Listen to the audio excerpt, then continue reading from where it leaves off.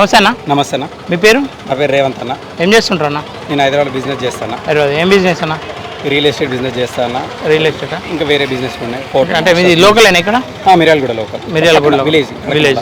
Okay నా ఇప్పుడు కాంగ్రెస్ ప్రభుత్వం ఏర్పడ్డది, ఎట్లా అనిపిస్తుంది అన్న? కొత్త ప్రభుత్వం హైదరాబాద్లో ఉంటావు కదా, తిరుగుతున్నావు కదా, ఎట్లా అనిపిస్తుంది? ఏమైనా మార్పు కనిపిస్తుందా? అంటే కాంగ్రెస్ ప్రభుత్వం గురించి మాట్లాడుకోవడం అవసరం అన్న. అవసరం, ఇప్పుడు రాష్ట్రంలో ఉంది కదా. ఎందుకన్నా దరిద్రం మాకు? దరిద్రమేనా? అంటే కేసీఆర్ బెటర్ ఉందా, రేవంత్ రెడ్డి బెటర్ ఉందా? రెండు దరిద్రాలే. ఒక దరిద్రం పోతే ఇంకో దరిద్రం ఉంటుంది, అంతే తప్ప గొప్పగా అయితే ఏం లేదు కదా. ఏం లేదు. ఓకేనా, పార్లమెంట్ ఎన్నికలు రాబోతున్నాయి. పార్లమెంట్ ఎన్నికల్లో ఎట్లా ఉండబోతుంది అన్న? ఈ ప్రాంతంలో చూసుకుంటే కాంగ్రెస్, బీఆర్ఎస్, బీజేపీ మూడు బలంగా పోటీ చేస్తున్నాయి. భారతదేశం మొత్తం నరేంద్ర మోడీ హవా నడుస్తుంది అన్న. Modi silent vote bank. Example చెప్తున్నా, అమేది, రాయ్బరేలీ. కాంగ్రెస్ కంచుకోటలు వదిలి వేరే రాష్ట్రాలకు పారిపోయారు. అంటే నరేంద్ర మోడీ హవా ఏ రేంజ్లో ఉంది చూడు. రాహుల్ గాంధీ వెళ్ళి వాయనాడులో పోటీ చేస్తున్నాడు. వాయనాడులో పోటీ చేయడానికి కారణం ఏంటంటే 60% ఒక వర్గం వాళ్ళు ఉన్నారు. ఆ వర్గం వాళ్ళు ఓటేస్తే గెలుస్తా అని వెళ్తున్నాడు. రాహుల్ గాంధీ నామినేషన్ రోజు కూడా పార్టీ కండువా, పార్టీ జెండా పట్టుకోకుండా నామినేషన్ వేశాడు. ఆయన ఒక వర్గానికి ఆ విధంగా. సరే, తెలంగాణలో ఇంతవరకు కాంగ్రెస్, బీజేపీ అయితే ప్రభుత్వం ఫామ్ చేయలేదు. బలం చూపించగలుగుతారు తెలంగాణలో? చూపించగలుగుతుంది అన్న. ఎందుకు చూపించగలిగితే చెప్తాను. చాలా మంది నరేంద్ర మోడీ ప్రభుత్వం కార్పొరేట్లకు కొమ్ము కాస్తుంది, రైతులను పట్టించుకోదు, పల్లెటూరులకు ఏం చేయదు అంటారన్న. మా ఊర్లో సీసీ రోడ్ వేసింది నరేంద్ర మోడీ గవర్నమెంట్. మా ఊళ్ళో కరెంట్ బల్బ్ ఇచ్చింది నరేంద్ర మోడీ గవర్నమెంట్. మా ఊళ్ళే ఒక పల్లెటూరులో కానీ భారతదేశంలో పుట్టిన బిడ్డకి బీమా యోజన కల్పిస్తుంది. సంవత్సరానికి ఇంత కట్టుకుంటే పెళ్లి అయితే ఇన్ని డబ్బులు వచ్చేటట్టు 15 లక్షల నుంచి ₹1 కోటి వచ్చే వరకు ఒక బీమా కల్పించింది. చనిపోయిన వ్యక్తి కాష్టంలో కాల్చాలి అంటే శ్మశాన వాడికి కట్టించింది బీజేపీ గవర్నమెంట్. ఊళ్ళో మామూలుగా పల్లె ప్రకృతి వనాలు పార్కులు కట్టించింది బీజేపీ గవర్నమెంట్. మరుగుదొడ్లు కట్టించింది బీజేపీ గవర్నమెంట్. ఒక కొత్తగా ఒక వ్యక్తి ఇల్లు కట్టుకుంటా అంటే ₹2.5 లక్షల central government, Narendra Modi government ఇస్తుంది. రైతుల గురించి చెప్తా.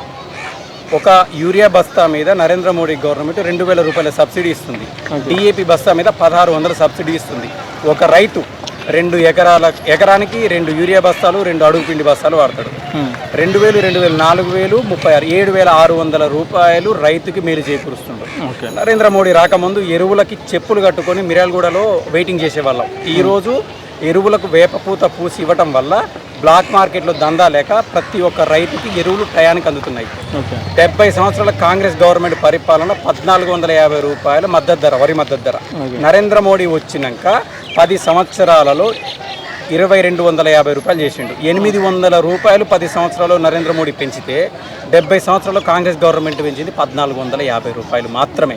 నరేంద్ర మోడీ రాకముందుకు మిర్యాలగూడకు వచ్చి గ్యాస్ సిలిండర్ కోసం లైన్లో నిలబడి ఆటోలో కట్టుకుని ఇంటికి వెళ్ళేది. ఈరోజు మోడీ వచ్చిన తర్వాత నా ఇంటి ముందుకు సిలిండర్ తీసుకొచ్చి నాకు ఇస్తున్నాడు. కానీ మొన్న రాష్ట్రంలో చూసుకుంటే ఎన్నికల్లో బీజేపీ అంత ప్రభావం చూపించలేదుగా. అబద్ధపు బీజేపీ ప్రభావితం, చాలా ప్రభావితం చూపించిందన్న. 8 స్థానాల్లో గెలిచింది, 19 స్థానాల్లో బీజేపీ సెకండ్ ప్లేస్లో ఉంది. కాంగ్రెస్ గవర్నమెంట్ గెలిచింది 65 సీట్లు. మెజార్టీకి 6 సీట్లు ఎక్కువ గెలిచింది. దానికి కూడా కారణం నల్గొండ, మహబూబ్నగర్, ఖమ్మం జిల్లాల వల్ల గెలిచింది. అది గెలవడానికి కారణం ఏంటి అంటే అబద్ధపు హామీలు, అమలు కాని హామీలు, మోసపూరిత హామీలు. కానీ ఆల్రెడీ ఒక్కొక్కటి అమలు చేస్తుంది కదా. ఉచిత బస్సు ప్రయాణం మొదలుపెట్టింది.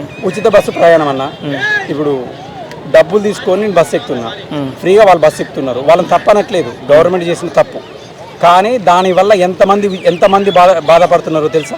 బస్సు ఎక్కడం వల్ల కాలేజ్ స్టూడెంట్స్ టైం లేకపోతున్నారు. రోజు బస్సులలో తిరిగేది ఎంప్లాయీస్ తిరుగుతారు. ఎంప్లాయీస్ ఫ్రీ, వాళ్ళకి గవర్నమెంట్ శాలరీ వస్తుంది. ప్రైవేట్గా చేస్తే ప్రైవేట్ శాలరీ వస్తుంది, వాళ్ళు ఫ్రీగా వెళ్తున్నారు. కష్టపడి పని చేసే రైతు, పొలం చేసే వాళ్ళు నెలకు ఒకసారి కూడా పోరు, వాళ్ళకు ఉపయోగం లేదు కదన్న. Free bus. ఫైనల్గా ఈ ప్రాంతం నుండి ఎవరు గెలుస్తారన్న? నరేంద్ర మోడీ ఏ అభ్యర్థిని పెడితే ఆ అభ్యర్థి గెలుస్తారు. కానీ కాంగ్రెస్ కంచుకోట అంటారు కదా ఈ ప్రాంతాన్ని. ఏం కంచుకోట అన్న? మన లాస్ట్ టైం కోమటిరెడ్డి వెంకటరెడ్డి గారు నల్గొండలో ఓడిపోయాడు. మిర్యాలు కూడా భాస్కర్ రావు గారు ఇంతకుముందు గెలిచారు కంచుకోట. మరి ఉత్తమ్ కుమార్ రెడ్డి వాళ్ళు ఓడిపోయారు. ఉత్తమ్ కుమార్ రెడ్డి భార్య ఓడిపోయింది. కంచుకోటలో మరి టీఆర్ఎస్ వచ్చింది కన్నా. టీఆర్ఎస్ రాగలను, బీజేపీ ఎందుకు రాలేదన్న? వచ్చే అవకాశం ఉందా? 100% వచ్చే అవకాశం ఉందన్న. BJP vote silent vote bank అన్న. చాలా మంది హడావుడి చేసి అందరు ఇట్లా రోడ్ల మీద తిరిగి జెండాలు కట్టుకొని తిరుగుతారు. కానీ బీజేపీకి వేసే కార్యకర్త ప్రతి ఒక్కరు సైలెంట్ ఓటేస్తారు. ఒక వ్యక్తి 4 ఓట్లు వేయించుకొని వెళ్తారు తప్ప బీజేపీ ఖచ్చితంగా 100% గెలుస్తుంది. కాంగ్రెస్ వాళ్ళు అయితే మార్పు కనిపించలేదు. కాంగ్రెస్ వాళ్ళు ఏం మార్పు కనిపించట్లేదు అన్న మాకు. ఇప్పుడు ఈ ప్రాంతమే కోమటిరెడ్డి వెంకటరెడ్డి కూడా ఇదే ప్రాంతం మినిస్టర్ ఇప్పుడు ఆయన ప్రభావం చూపించదా ఈ ప్రాంతం? ఏం ప్రభావం ఏం చూపెట్టదన్న. ఒకవేళ కాంగ్రెస్ ప్రభావం చూపెట్టాలంటే ఎమ్మెల్యే ఎలక్షన్లో చూపెట్టచ్చు. ఎందుకంటే ఇక్కడ లోకల్ లీడర్లు మంది మార్బలం గ్రౌండ్ లెవెల్ క్యాడర్ ఉంది కాబట్టి. ఎంపీ ఎలక్షన్స్లో కాంగ్రెస్ ప్రభావం ఏం చూపెట్టదు. అక్కడ ఓన్లీ నరేంద్ర మోడీని చూసి ఓటు. ఆల్మోస్ట్ ఈ పార్లమెంట్లో ఉన్న ఎమ్మెల్యేలు అందరూ కాంగ్రెస్ వాళ్ళే ఉన్నారు కదా. ఎంతమంది కాంగ్రెస్ వాళ్ళు ఉన్నా వాళ్ళ ఉపయోగం లేదన్న. ఖచ్చితంగా బీజేపీకి ఓటేస్తారు. ఎమ్మెల్యే వచ్చినంత మాత్రాన, ఎంపీ వచ్చినంత మాత్రాన బీజేపీకి ఓటు వేయకుండా మాత్రం ఎవరు ఉండరు. నరేంద్ర మోడీ ఇక్కడికి రావాల్సిన అవసరం లేదు, కానీ నరేంద్ర మోడీకి ఓట్లు పడతాయి. ఇంకొకటి 24 గంటల కరెంట్ ఇస్తున్నామని ఇంతకుముందు కేసీఆర్, ఇప్పుడు రేవంత్ రెడ్డి మాట్లాడుతున్నారు ఉచిత విద్యుత్ ఇస్తుందని. నరేంద్ర మోడీ 2014 కంటే ముందు, నరేంద్ర మోడీ రాకముందు కిరణ్ కుమార్ రెడ్డి, రోషయ్య, రాజశేఖర్ రెడ్డి పరిపాలనలో ఉదయం కరెంటు పోతే సాయంత్రం 6ంటికి వచ్చేది, ఒక్కోసారి నైట్ 8ంటికి వచ్చేది. నరేంద్ర మోడీ వచ్చిన తర్వాత ఇండస్ట్రియల్ కారిడార్, అగ్రికల్చర్ కారిడార్, దానికి సంబంధించిన పవర్ గ్రిడ్ అని వేరు చేసిన తర్వాత 24 గంటల కరెంటు నరేంద్ర మోడీ వచ్చిన తర్వాత మాత్రం వస్తుంది. ఈరోజు రేవంత్ రెడ్డి ఉచిత విద్యుత్ ఇస్తున్నా, ఇంటికి ఫ్రీ విద్యుత్ ఇస్తున్నా, కేసీఆర్ ఇస్తున్నా అన్నాడు, కానీ ఇచ్చేది నరేంద్ర మోడీ. నరేంద్ర మోడీ లేకుంటే వీళ్ళు ఎవరు ఇవ్వలేకపోయేది. ఓకే, అంటే స్టేట్ నుండి కూడా ఫండ్ పోతున్నాయి కదా నరేంద్ర మోడీ ఇచ్చేది. ఏం ఫండ్ అన్న? పెట్రోల్ మీద 32 రూపాయలు ట్యాక్స్ తీసుకుంటారన్న. తెలంగాణలో తయారయ్యే బీర్ 27 రూపాయలు, 150 రూపాయలకు అమ్ముతున్నారన్న, 200 రూపాయలకు అమ్ముతున్నారు. ఇంకా వాళ్ళకి పోయేది ఎక్కడి నుంచి అన్న? పేద ప్రజల దగ్గర నుంచి తీసుకునే డబ్బులే కదా.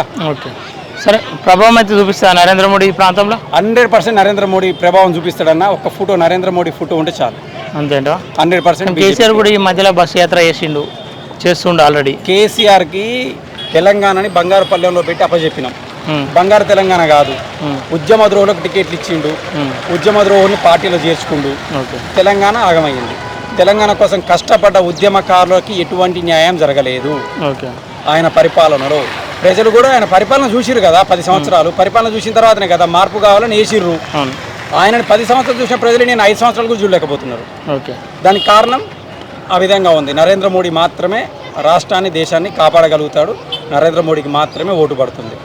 బీజేపీకి డబ్బులు తీసుకుని బీజేపీకి ఓటేస్తారు. సైరెడ్డి గెలిచే అవకాశం ఉంది.